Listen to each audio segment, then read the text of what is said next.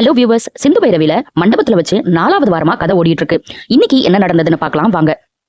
அன்னபூர்ணியும் ஆறுமுகமும் ஆரம்பத்துல இருந்தே சிவா ரொம்ப அமைதியா இருந்தது, அப்பப்போ சோகமா இருந்தது, திடீர்னு ரொம்ப மூட் அப்செட்டா போனது, இதெல்லாம் யோசிச்சு பார்த்து ஒருவேளை சிவாதான் இதை பண்ணிருப்பாரோ அப்படின்னு யோசிக்கிறாங்க. ஆறுமுகம் சிவா கிட்ட, இந்த கல்யாண பொறுப்பை உன்கிட்ட தானடா அம்மா கொடுத்தாங்க. சிந்து உனக்கு ரொம்ப நாள் ஃப்ரெண்டுன்னு எனக்கு தெரியும். அவங்கள பத்தி கல்யாணத்துக்கு முன்னாடியே தெரிஞ்சுக்கணும் தான் உன்கிட்ட வந்து நான் கேட்டேன். அப்பவாது இந்த உண்மையை என்கிட்ட சொல்லியிருக்கலாமே அப்படின்னு கேட்கிறாரு. சைடு சிந்து அவங்க அம்மா அப்பாவும் ஒருவேளை சிவா இந்த கல்யாணத்தை நிறுத்த சொல்லி சொன்னனாலதான் சிந்து ரொம்ப அமைதியாவே இருந்தாலோ கல்யாணம் நிச்சயம் ஆனதுல இருந்து. ஏமா அப்படியா அப்படின்னு கேக்குறாங்க. என்னமாமா நீங்க இப்படி எல்லாம் பேசுறீங்க? நான் அப்படியெல்லாம் எதுவுமே பண்ணல, இவ சொல்றது எல்லாமே போய் அப்படின்னு சொல்றாரு சிவா. புரியும், எனக்கு என்ன பண்றதுன்னு தெரியல, ஆனா இந்த விஷயத்துல நியாயத்து பக்கம் நிக்கணும் தான் நான் நினைக்கிறேன் அப்படின்னு சொல்றாங்க. பையன் சொல்றதை யாருமே நம்ப மாட்டேங்கிறாங்களே, இவ கண்டிப்பா போய் தான் சொல்றா, ஏன் இதை யாரும் புரிஞ்சுக்க மாட்டேங்கிறாங்க அப்படின்னு யோசிச்சுட்டு இருக்காங்க மகா. நேஹா வீட்டுக்கு வந்து அவங்க அப்பா கிட்ட கல்யாணம் நல்லபடியா முடிஞ்சது, அடுத்த வாரத்துல நீங்க போய் எங்க கல்யாணத்தை பத்தி பேசி நிச்சயம் பண்ணுங்கன்னு சொல்றாங்க. கண்டிப்பாமா, அதுக்காக தான் நான் வெயிட் பண்ணிட்டு இருக்கேன். உன்னோட பாஸ்ட் லைஃப் தெரிஞ்ச ஒரு ஆளு வெளியே சுத்திட்டு இருக்கான், அவன் போய் சிவாவை மீட் பண்ணாம பாத்துக்கணும் அப்படின்னு ரகசியமா ஏதோ பேசுறாங்க. என்னன்னு நம்மளுக்கு காமிக்கல. சிசிடிவி கேமராவை பார்க்கலாம் அப்படின்னு எல்லாரும் முன்னாடியும் சிசிடிவி கேமராவை ஆன் பண்றாங்க.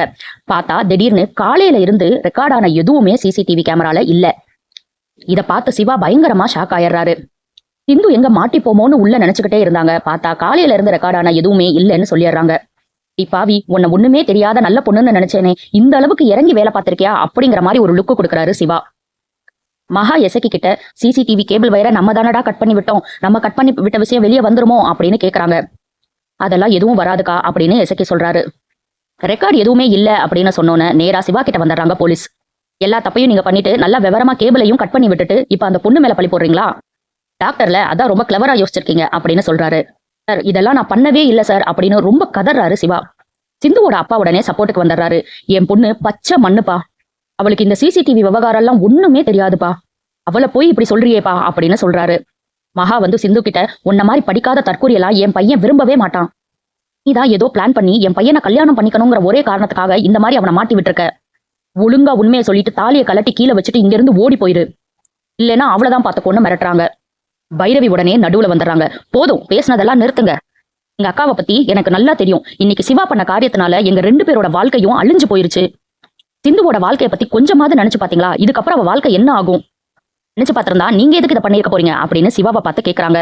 நீ பேசுறதுக்கெல்லாம் உண்மை தெரியும் போது ரொம்பவே ஃபீல் பண்ணுவ பைரவி அப்படின்னு சிவா சொல்றாரு. ரொம்ப நல்லவங்க மாதிரி பேசாதீங்க சார், நாங்க 2 பேரும் போலீஸ் ஸ்டேஷனுக்கு வந்து இவர் மேல கம்ப்ளைண்ட் பண்றோம், எஃப்ஐஆர் ஃபைல் பண்ணி இவர் மேல ஆக்ஷன் எடுங்க அப்படின்னு பைரவி சொல்றாங்க. சிந்து ரொம்ப நல்ல பொண்ணு மாதிரி, அதெல்லாம் ஒண்ணு வேணாம், போலீஸ் ஸ்டேஷனுக்கெல்லாம் கூட்டிட்டு போவேணாம், என் வாழ்க்கை அவ்வளவுதான் அப்படின்னு பேசுறாங்க. பூர்ணி உடனே, அப்படியெல்லாம் நான் உன்னை விட்டுற மாட்டேமா, நான் உன் கூட இருப்பேன் அப்படின்னு சமாதானம் சொல்றாங்க சிந்துக்கு.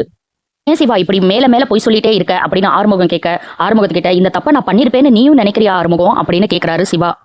சிந்துவை நீ ஏத்துக்கிட்டு தான் ஆகணும்னு அன்னபூர்ணி சொல்ல, சிவா உடனே என்னால சிந்துவை ஏத்துக்கவே முடியாதுன்னு சொல்றாரு. ஏன்னு கேட்க, ஏன்னா நான் இன்னொரு பொண்ணை விரும்புறேன் அப்படின்னு சொல்லிடுறாரு. எல்லாரும் இதை கேட்டு ரொம்பவே ஷாக் ஆகுறாங்க. ஒண்ணுமே புரியாம குழம்பி தவிக்கிறாங்க. யாருன்னு கேட்டதுக்கு, என் கூட ஒர்க் பண்ற ஸ்னேகாவை தான் நான் காதலிக்கிறேன்னு சொல்றாரு.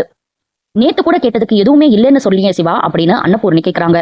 ஆறுமுகம் கல்யாணம் முடிஞ்சோன்னு உங்ககிட்ட சொல்லலாம்னு இருந்தேன் பெரியம்மா, சிந்துக்கு கூட இந்த விஷயம் தெரியும் அப்படின்னு சொல்றாரு. சிந்து கிட்ட கேட்டதுக்கு, எனக்கு அப்படியெல்லாம் எதுவுமே தெரியாதுன்னு ஒரே போடா போட்டுறாங்க. போலீஸ் உடனே ஸ்னேகாக்கு போன் பண்ணி மண்டபத்துக்கு வர சொல்லுங்க, அவங்க கிட்டே விசாரிச்சலான்னு சொல்றாங்க. சிவாவும் ஸ்னேகாக்கு போன் பண்ணி கொஞ்சம் அவசரமா மண்டபத்துக்கு வர முடியுமா அப்படின்னு கேக்குறாரு. அவங்களும் இதோ வர்றேன்னு கிளம்புறாங்க. உண்மை வெளியே தெரிஞ்சிருமோன்னு திக்குன்னு சிந்து இருக்காங்க. சிந்து கூட நம்மள வாழ வச்சிருவாங்களோங்கிற பயத்துல சிவா இருக்காரு. போயும் சிந்து எனக்கு மருமகளா வந்துருவாளோ அப்படிங்கிற பதட்டத்துல மகா இருக்காங்க.